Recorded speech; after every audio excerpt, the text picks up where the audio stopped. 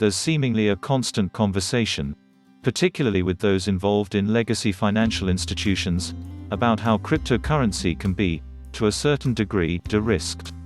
Can government mining, or merely taxation structure, address this?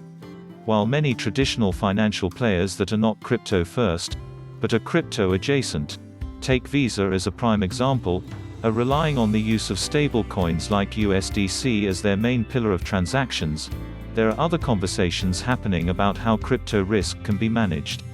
Government bodies are always looking to get a piece of the pie. A large pitch of the state-by-state legalization of marijuana or sports gambling throughout the US was the substantial tax revenue that states wouldn't be seeing otherwise. In fact, just last month the Wall Street Journal published a piece outlining how governments across the globe are getting more involved in mining royalties and taxation, including a new silver and gold tax for mines in Nevada that went into effect last month. Taxation is the root of the domestic discussion around crypto for US policy as we speak. Feasibility is, of course, the first question to come to mind. Would governmental bodies have the capacity and know how to truly execute crypto mining? The red tape is flowing.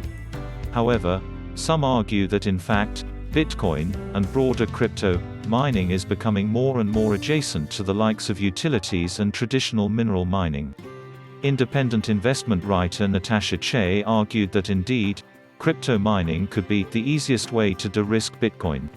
Che makes some apt comparisons between the industries at that, noting that all of the aforementioned categories. Che goes on to show that Bitcoin mining and gold mining actually have very similar geographical distributions.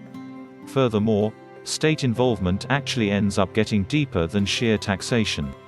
Che notes that because governments often own underlying natural resources and land, government bodies can directly control substantial portions of mineral mining resources. The same applies for utilities like gas, water, and electric as well. For many regions across the globe, there are more publicly owned utilities than privately owned ones, Che shows. The final point Che presents is that arguably the most intensive resource needed to mine Bitcoin, or any crypto really, is capital. From both revenue and public good motives, there are strong reasons for governments to get into the game, by either increasing taxes and royalties on miners, or by owning mining facilities directly, says Che.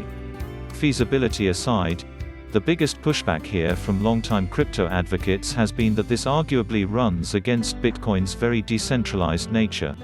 However, with increased exposure and adoption over time, some degree of the discussion here is inevitable. As the old adage goes, life, death and taxes.